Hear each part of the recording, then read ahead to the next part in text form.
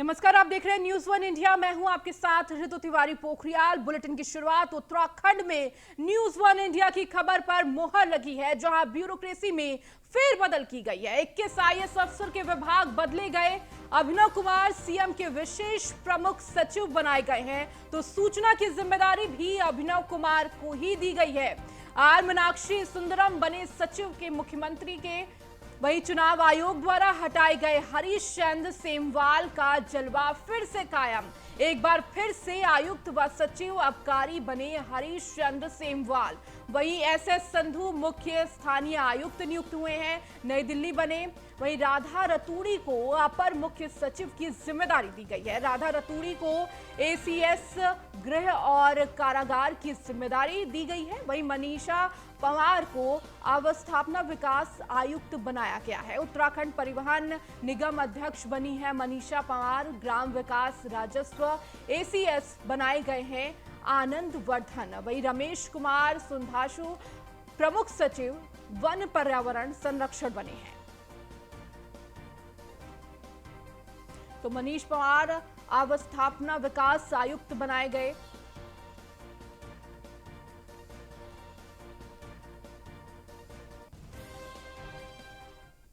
तो विशेष प्रमुख सचिव बनाए गए हैं अभिनव कुमार, और सूचना की भी जिम्मेदारी उन्हें दी गई है। तो ग्राफिक्स के जरिए आपको दिखा रहे हैं क्या कुछ फेरबदल हुआ है। विशेष प्रमुख सचिव मुख्यमंत्री और सूचना की जिम्मेदारी अभिनव कुमार के कंधों पर दी गई है।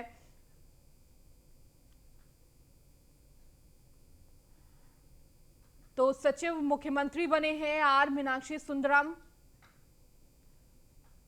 ये ग्राफिक्स के जरिए आपको बताने की कोशिश की जा रही है कि उत्तराखंड में क्या कुछ फेरबदल हुआ है। आर मीनाक्षी सुंदरम सचिव मुख्यमंत्री बने हैं।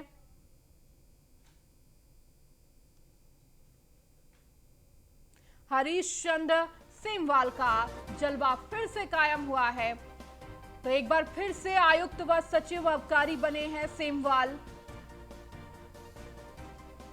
एसएस संधू मुख्य स्थानिक आयुक्त नई दिल्ली बने हैं।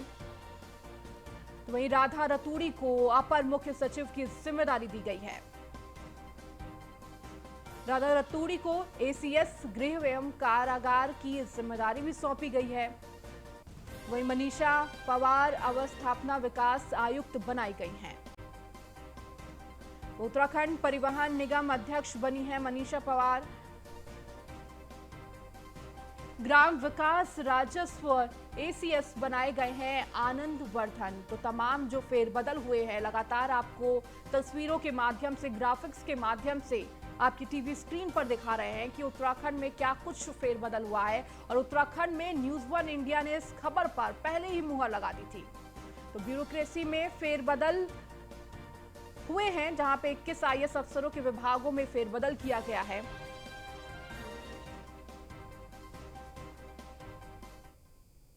बढ़ते आगे, मुख्यमंत्री पुष्कर सिंह धामी ने मंगलवार को मुख्यमंत्री आवास स्थित मुख्य सेवक सदन में बड़ी संख्या में प्रदेश के विभिन्न क्षेत्रों से आए लोगों से भेंट की है। सभी ने मुख्यमंत्री को अपनी समस्याओं से अवगत कराया है। मुख्यमंत्री ने सभी फरियादियों से व्यक्तिगत रूप से भेंट कर उनकी समस्याएं सुनी और जन समस्याओं के समाधान के निर्देश संबंधित अधिकारियों को दिए हैं। वहीं मुख्यमंत्री ने कहा कि समस्याओं के त्वरित निराकरण हेतु राज्य सरकार संकल्पबद्ध है।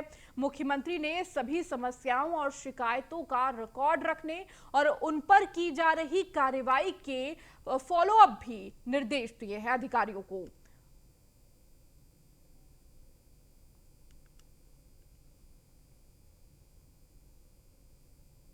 हरिद्वार में हनुमान जयंती के दौरान निकाली गई शोभा यात्रा पर हुई पत्थरबाजी की घटना के बाद मुख्यमंत्री पुष्कर सिंह धामी ने एक बड़ा बयान दिया है। मुख्यमंत्री धामी ने चार धाम में गैर हिंदुओं के प्रवेश पर पूछे गए सवाल पर कहा कि चार धाम यात्रा के दौरान उत्तराखंड आने वाले लोगों के लिए वेरिफिकेशन ड्राइव चलेगी। धर्म संस्कृति को बचाने के लिए ये वेरिफिकेशन ड्राइव चलाई जाएगी। आपको बता दें कि साधु संतों ने मांग उठाई है कि चार धाम में गैर हिंदुओं का प्रवेश वर्जित होना चाहिए। ऐसे में मुख्यमंत्री ने कहा कि चार धाम यात्रा के दौरान प्रदेश में ऐसे किसी भी व्यक्ति का प्रवेश नहीं होना चाहिए जिससे हमारी धार्मिक आस्था को ठेस पहुंचे। उन्होंने कहा कि ऐसे लोगों का पुलिस वेरिफिकेशन कराया जाएगा। मुख्यमंत्री धामी ने आगे कहा कि सरकार एक विशेष अभियान चलाकर वेरिफिकेशन का काम करेगी ताकि असामाजिक तत्वों पर नकेल कसी जा सके। नहीं, हमारा प्रदेश शांत रहना चाहिए, हमारे प्रदेश की धर्म संस्कृति बची रहनी चाहिए। उसको लेकर सरकार अपने स्तर से भी इस पर ड्राइव चलाएगी और हम कोशिश करेंगे कि जिन लोगों के यहाँ पर ठीक प्रकार से वेरिफिकेशन नहीं है उनके भी वेरिफिकेशन हो। कोई इस प्रकार के व्यक्ति उत्तराखंड के अंदर ना आए जिनके कारण से यहाँ पर स्थिति खराब हो। नहीं, हमारा प्रदेश शांत रहना चाहिए, हमारे प्रदेश की धर्म संस्कृति बची रहनी चाहिए। उसको लेकर सरकार अपने स्तर से भी इस पर ड्राइव। तो मुख्यमंत्री पुष्कर सिंह धामी ने चारधाम यात्रा के दौरान वेरिफिकेशन ड्राइव चलाने का ऐलान कर दिया है, जिसका संत समाज के साथ सभी बीजेपी विधायक ने भी समर्थन किया है। लैंसडाउन से विधायक दिलीप रावत ने तो यहां तक कह दिया कि बिना वेरिफिकेशन के बिना किसी को किराए पर मकान भी नहीं दिया जाना चाहिए। वहीं कैलाश नंद महाराज का कहना है कि चारधाम क्षेत्र की पवित्रता के लिए सरकार हर संभव प्रयास करेगी ताकि सनातन परंपरा बरकरार रहे।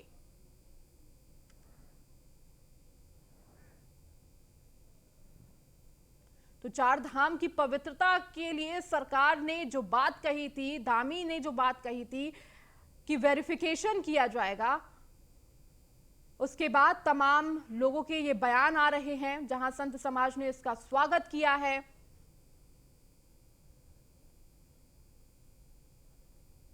उत्तराखंड में चारधाम यात्रा प्रारंभ होने वाला है। चारधाम यात्रा के दौरान हम सभी धर्माचार्यों का मन है कि चारधाम यात्रा के दौरान गैर हिंदू प्रवेश वर्जित किया जाए, जिससे कि चारधाम की परंपरा समाप्त न हो और चारधाम की यात्रा की जो मान्यता है वो अनादिकाल से बनी रहे। क्योंकि भगवान केदारनाथ, भगवान बद्रीनाथ, गंगोत्री और यमुनोत्री ये हमारे सभी सनातन धर्माचार्यों के, सनातन धर्मावलंबियों के और सनातन धर्मा जितने भी सनातन धर्म के धर्मानुरागी हैं उनके लिए महत्वपूर्ण जगह है। हमारे उत्तराखंड के यशस्वी मुख्यमंत्री हमारे अत्यंत प्रिय आदरणीय पुष्कर सिंह धामी जी का भी मन है कि उत्तराखंड में इस प्रकार से किसी भी प्रकार के गैर हिंदू प्रवेश वर्जित होना चाहिए और चारधाम यात्रा के दौरान इनको वर्जित रखा जाए। देखिए, जो हमारी सरकार और माननीय मुख्यमंत्री जी ने कहा है कि बिना वेरिफिकेशन के कोई यात्रा पे नहीं जाना चाहिए, बिल्कुल सही कहा है। और मैं तो यहाँ तक कहता हूँ कि पूरे उत्तराखंड में बिना वेरिफिकेशन के किसी आदमी को न तो ज़मीन मिलनी चाहिए और न कोई किराए पे मकान मिलना चाहिए। और जब तक, क्योंकि उत्तर प्रदेश से बहुत सारे असामाजिक तत्व एक धर्मांधता के अधीन होकर वो यहाँ पर सांप्रदायिकता फैलाना चाहते हैं और उन पर प्रतिबंध लगाने के लिए ये जरूरी है। वहीं पुष्कर सिंह धामी का कहना है कि उत्तराखंड में अतिक्रमणकारियों और आपराधिक तत्वों के लोगों के लिए कोई स्थान नहीं है। मुख्यमंत्री ने भगवानपुर में शोभा यात्रा के दौरान हुई घटना पर चिंता जाहिर की है। उन्होंने कहा कि दंगा करने वालों की किसी भी कीमत पर माफ नहीं किया जाएगा। तो भगवानपुर की हमारा प्रदेश बहुत शांत प्रदेश है, धर्म और संस्कृति का केंद्र है। यहाँ पर अतिक्रमण के लिए कोई स्थान नहीं है। यहाँ पर सरकारी भूमि पर कब्जे के लिए कोई स्थान नहीं है। दंगा करने वाले, फसाद करने वाले या अनावश्यक रूप से धार्मिक उन्माद फैलाने वाले, उपद्रव करने वालों के लिए भी कोई स्थान नहीं है। हमने कहा है कि कल भी जो घटना हुई है उस पर ठीक प्रकार से जांच हो, सख्ती से जांच हो। जहाँ पर भी इस प्रकार की चीजें आएंगी वहाँ पर सख्ती से कानून अपना काम करेगा। हमारा प्रदेश बहुत शांत प्रदेश है। मुख्यमंत्री पुष्कर सिंह धामी के चंपावत विधानसभा सीट से उपचुनाव लड़ने की खबरें सामने आ रही है। देहरादून में जब उनसे चुनाव लड़ने को लेकर सवाल किया गया तो सीएम ने कहा कि आप इंतजार कीजिए, 2 से 3 दिन में सब पता चल जाएगा। आपको बता दें कि चंपावत सीट के विधायक कैलाश गहतोड़ी ही पहले ही ऐसे बीजेपी विधायक थे जिन्होंने चुनाव जीतते ही अपनी सीट को सीएम धामी के लिए छोड़ने का ऐलान किया था। गहतोड़ी ने अपने कार्यकर्ताओं को संकेत दिए हैं कि मुख्यमंत्री पुष्कर सिंह धामी का चंपावत विधानसभा सीट से चुनाव लड़ना लगभग तय हो चुका है।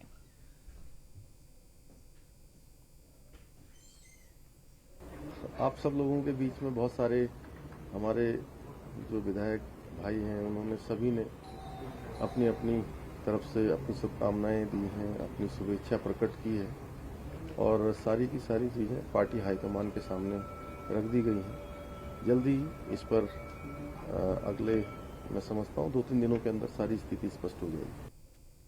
तो वहीं मुख्यमंत्री पुष्कर सिंह धामी से मंगलवार को मुख्यमंत्री आवास में प्रसिद्ध गायक श्री कैलाश खेर ने भेंट की।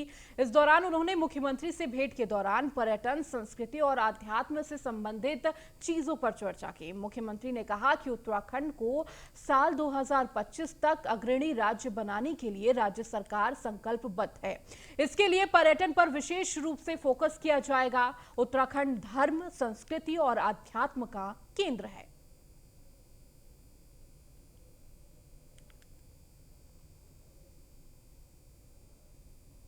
उत्तराखंड कांग्रेस के नेताओं और कार्यकर्ताओं ने धार्मिक संवाद और सौहार्द के लिए सर्वधर्म समभाव प्रार्थना सभा का आयोजन किया।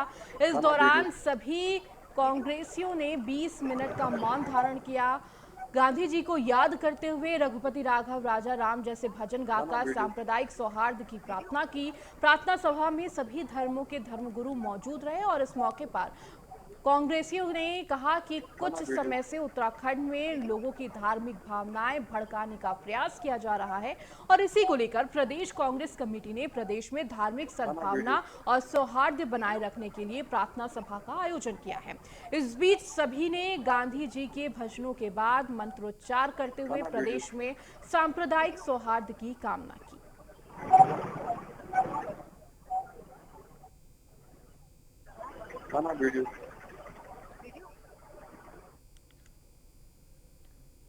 तो वहीं नाराज चल रहे धारचूला से कांग्रेस विधायक हरीश धामी को लेकर पूर्व मुख्यमंत्री हरीश रावत ने बड़ा बयान देते हुए कहा कि हरीश धामी मेरे लिए बेटा है। जब तक मैं जिंदा हूं तब तक हरीश धामी ऐसा कुछ भी नहीं करने वाला। वह कांग्रेसी है और कांग्रेस में ही रहेगा।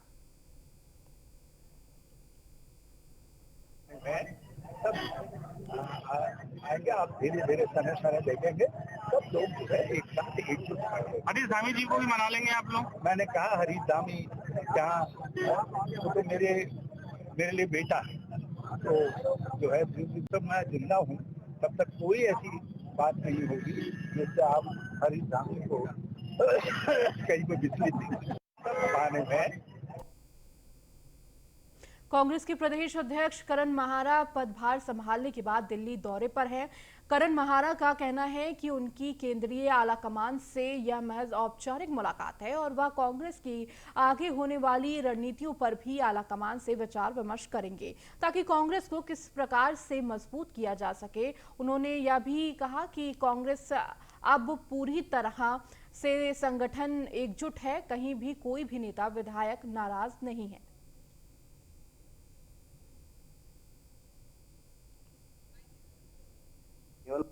ये नॉर्मल मुलाकात है क्योंकि मैं जब अध्यक्ष बनाया गया उसके बाद मैं दिल्ली नहीं जा पाया, यहीं मैं था और अब जब सारी चीजें ठीक हो गई तो ये कर्टसी मीटिंग है। मैं केवल वहां धन्यवाद देने जा रहा हूँ अपने हाईकमान को और अपने प्रभारी जी के संग बैठ के आगे के 1 साल का रोड मैप हम तैयार करेंगे और यहाँ मैं अपने सीनियर्स के संग बैठ के उसको फाइनलाइज करूंगा कि अगले 1 साल कांग्रेस किस तरीके से काम। उत्तराखंड के राज्यपाल गुरमीत सिंह ने मंगलवार को राजभवन के परिसर में शास्त्रीय विधि से प्राण प्रतिष्ठा पूजन और अभिषेक द्वारा राजप्रयाग महादेव शिवलिंग की प्राण प्रतिष्ठा की। नर्मदा नदी से प्रकट हुए शिवलिंग के वैदिक मंत्रोच्चारण के साथ विधि विधान से प्राण प्रतिष्ठा की गई और इस अवसर पर राज्यपाल गुरमीत सिंह ने कहा कि राजभवन प्रांगण में शिवलिंग को स्थापित करने का उद्देश्य उत्तराखंड और उत्तराखंड वासियों के लिए शांति, समृद्धि और विकास के लिए काम सामना करना है। उत्तराखंड देवभूमि और यहाँ कड़कड़ में ईश्वर का वास है। राज्यपाल गुरमीत सिंह ने कहा कि यह शिवलिंग हरिद्वार स्थित देव संस्कृति विश्वविद्यालय परिसर में स्थापित शिवलिंग के साथ मिले। वहीं 9 शिवलिंग में से एक है। उन्होंने कहा कि नर्मदा नदी से प्रगेश्वर महादेव के साथ 9 अन्य शिवलिंग एक साथ मिले थे, जिन्हें पहले देव संस्कृति विश्वविद्यालय परिसर में रखा गया था। और इस 9 शिवलिंग में से एक शिवलिंग अमेरिका के कैलिफोर्निया और एक ह्यूस्टन में स्थापित किया जा चुका है, जबकि तीसरे शिवलिंग की प्राण प्रतिष्ठा आज देहरादून राजभवन में की गई है। उन्होंने कहा कि राजभवन में महादेव की स्थापना एक अत्यंत भावुक क्षण है, जिसे शब्दों में व्यक्त नहीं किया जा सकता। राज्यपाल ने कहा कि शंकर का यह तीसरा रूप इसलिए विशेष है क्योंकि तीसरा रूप त्रिशूल का प्रतीक है। नमः शिवाय, ओम नमः शिवाय, ओम नमः शिवाय। आज इस क्षण जो शिवलिंग जी की प्राण प्रतिष्ठा का कार्यक्रम था, और देखिए ये प्रभु किस रूप में आते हैं और कैसे आशीर्वाद देते हैं। आज का मुख्य मकसद था कि समस्त उत्तराखंड और हर एक उत्तराखंडी के लिए प्रार्थना करें, अर्चना करें, प्रेयर करें। और अगर बहुत बारीकी से देखें तो नर्मदा जी में जो यज्ञेश्वर शिवलिंग जी का मैंने पहले दर्शन किया था संस्कृत देव यूनिवर्सिटी शांति कुंज में, तो वहीं से ही जैसे पूजा की थी, तभी ये एक हृदय में, आत्मा में एक आशा थी, वहीं कोरोना काल में ड्यूटी दे रहे एएनएम जीएनएम नर्सिंग स्वास्थ्य कर्मियों को एम्स से हटाए जाने के बाद मंगलवार को आखिरकार उन्हें मजबूरन गांधी पार्क में अपनी नियुक्ति की मांग को लेकर धरना देना पड़ा। उनका कहना है कि सरकार ने उन्हें कोरोना काल में तो कोरोना वॉरियर्स बनाकर सम्मानित किया, लेकिन जैसे ही कोरोना काल खत्म हुआ अब उनमें कोई नौकरी छीन ली गई है और उन्हें बिना बताए उन्हें बाहर का रास्ता दिखाया गया है। प्रदर्शनकारियों को कांग्रेस ने भी समर्थन किया। कांग्रेस प्रदेश अध्यक्ष करण माहरा और बद्रीनाथ विधायक राजेंद्र भंडारी का कहना है कि कांग्रेस विधायक सदन में इस मुद्दे को उठाएंगे।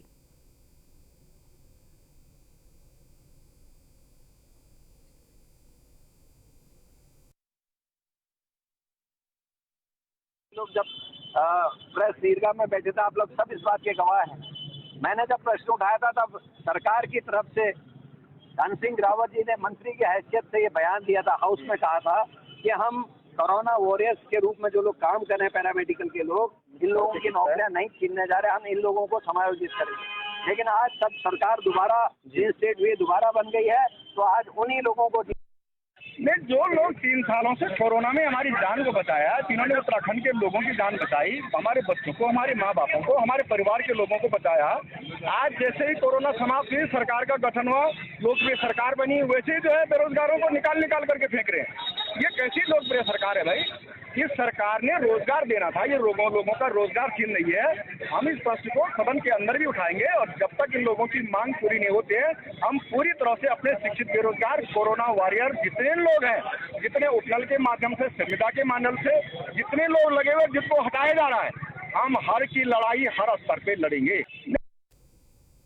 वहीं जहांगीरपुरी में हिंसा वाली जगह पर बुलडोजर चलेगा। जहांगीरपुरी हिंसा पर एमसीडी का बड़ा एक्शन देखने को मिला है। अवैध निर्माण अतिक्रमण पर बुलडोजर चलेगा। जहांगीरपुरी में भारी संख्या में सुरक्षा बल, सड़क से लेकर घरों की छत पर जवान तैनात हैं। ड्रोन से भी इलाकों पर निगरानी रखी जा रही है। नॉर्थ एमसीडी ने के मेयर राजा इकबाल का बयान, कार्रवाई में लोग शांति बनाए रखें, अवैध निर्माण को हर हाल में खत्म करेंगे, ये मेयर ने कहा है। तो जहांगीरपुरी में भारी संख्या में सुरक्षा बल इस वक्त तैनात हैं, जहां अवैध निर्माण पर बुलडोजर चलाया जाएगा। सड़क से लेकर घरों की छत तक जवानों को तैनात किया गया है। एक बड़ी संख्या में जवानों की तैनाती है, तो वहीं ड्रोन से भी पूरे इलाके पर नजर रखी जा रही है। नॉर्थ एमसीडी के मेयर राजा इकबाल का ये बयान है कि कार्रवाई के दौरान लोग वहां पर शांति बनाए रखें। तो अवैध निर्माण को हर हाल में खत्म करेंगे। पहले भी कहा जा चुका था दिल्ली सरकार के द्वारा कि जहां जहां अवैध निर्माण होगा वहां पर उसे खत्म किया जाएगा और इसकी शुरुआत अब जहांगीरपुरी से की जा रही है।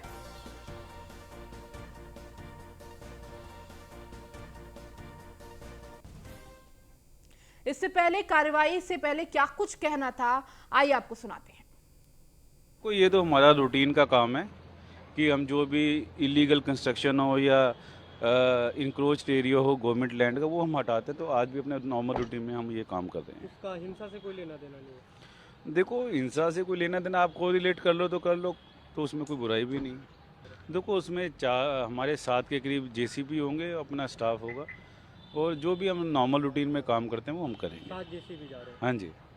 देखो, हमारा तो संदेश एक ही है, हम अमन शांति पे विश्वास करते हैं। और हमारा संदेश एक ही है कि आप पब्लिक लैंड का मिसयूज़ मत कीजिए, पब्लिक लैंड को आप फ्री छोड़िए, कोई भी ऐसा काम मत कीजिए जो बाई लॉज के अगेंस्ट हो, और देश में भी कोई आप ऐसा काम मत कीजिए जिससे अमन शांति भंग हो। तो ये आपको सीधी तस्वीरें दिखा रहे हैं वहां की जहांगीरपुरी में, जहां पर इस वक्त बड़ी मात्रा में सुरक्षा बल तैनात हैं। ये तस्वीरें जहांगीरपुरी की है, जहां पर अवैध निर्माण अतिक्रमण पर बुलडोजर चलाया जाएगा। तो अब जहां जहां जहांगीरपुरी में अतिक्रमण हो रखा है वहां पर बुलडोजर चलाने की तैयारी चल रही है। तमाम बड़ी संख्या में सुरक्षा बल तैनात है, ड्रोन से नजर रखी जा रही है और लगातार मेयर की तरफ से, जो राजा इकबाल मेयर है वहां के इलाके के, उन्होंने भी कहा है कि इस दौरान शांति बनाए रखें, किसी तरह का विरोध ना करें। इस अतिक्रमण को हटाने में वहां पर सुरक्षा बल की तैनाती की गई है। आपको बता दें, जहांगीरपुरी में हनुमान जयंती के दिन जिस तरीके से हिंसा भड़की थी, उसके बाद से लगातार कई गिरफ्तारियां हुई है। दिल्ली क्राइम ब्रांच लगातार इस पूरे मामले पर जांच कर रही है और कई लोगों को गिरफ्तार किया जा चुका है। और इसी दौरान आज अवैध निर्माण पर बुलडोजर चलने वाला है। तमाम सुरक्षाकर्मी वहां पर मौजूद है। लगातार एक्शन मोड पर इस वक्त सुरक्षा बल है। किसी भी तरह की अप्रिय घटना ना हो, इसलिए भारी मात्रा में सुरक्षा बल तैनात किए गए हैं। ड्रोन से भी नजर रखी जा रही है। चप्पे चप्पे पर पुलिस तैनात है। क्राइम ब्रांच लगातार आरोपियों को गिरफ्तार कर रही है और इसी दौरान एक बड़ी कार्रवाई दिल्ली सरकार के द्वारा की जा रही है, एमसीडी के द्वारा की जा रही है, जहां अवैध निर्माण पर बुलडोजर चलने वाला है। तो अब अवैध निर्माण जहां जहां भी हुए हैं उसका चस्पा किया जा रहा है, देखा जा रहा है कि कहां कहां पर अवैध निर्माण है।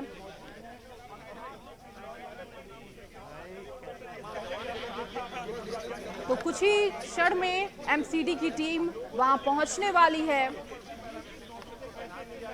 तो दिल्ली दंगे के बाद एक बड़ी कार्रवाई एमसीडी के द्वारा की जा रही है। यूपी के ही तर्ज पर अब दिल्ली में भी बुलडोजर चलने वाला है। एक बड़ी कार्रवाई एमसीडी के द्वारा और कुछ ही देर में एमसीडी की टीम वहां पहुंचने वाली है और लगातार देखा जा रहा है कहां कहां पर अवैध निर्माण है। सीधी एक्सक्लूसिव तस्वीरें आपको दिखा रहे हैं, जहां बड़ी संख्या में सुरक्षा बल इस वक्त तैनात हैं और लगातार पूरे इलाके को जांचा जा रहा है, परखा जा रहा है और हर उस जगह को देखा जा रहा है जहां पर अतिक्रमण हुआ है। तो अतिक्रमणकारियों पर एक बुलडोजर चलने वाला है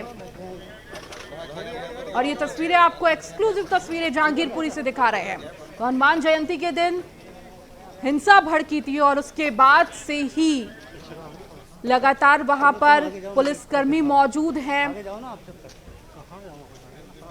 वहीं दिल्ली की क्राइम ब्रांच इस पूरे मामले पर जांच कर रही है, गिरफ्तारी कर रही है। जो भी इसके आरोपी हैं उनको गिरफ्तार किया जा रहा है। जांच पड़ताल चल रही है। साइड में बहुत दूर हर अपडेट आपको दिखा रहे हैं न्यूज़ वन इंडिया पर और ये एक्सक्लूसिव तस्वीर इस वक्त न्यूज़ वन इंडिया पर आपको दिखा रहे हैं, जहां एमसीडी कुछ ही क्षणों में अतिक्रमणकारियों पर बुलडोजर चलाने वाली है। आपको बता दें, पहले भी जब दिल्ली की सरकार बनी थी, उन्होंने पहले ही कहा था कि जहां जहां अतिक्रमण होगा वहां वहां दिल्ली सरकार बुलडोजर चलाएगी और इसकी शुरुआत जहांगीरपुरी से की जा रही है।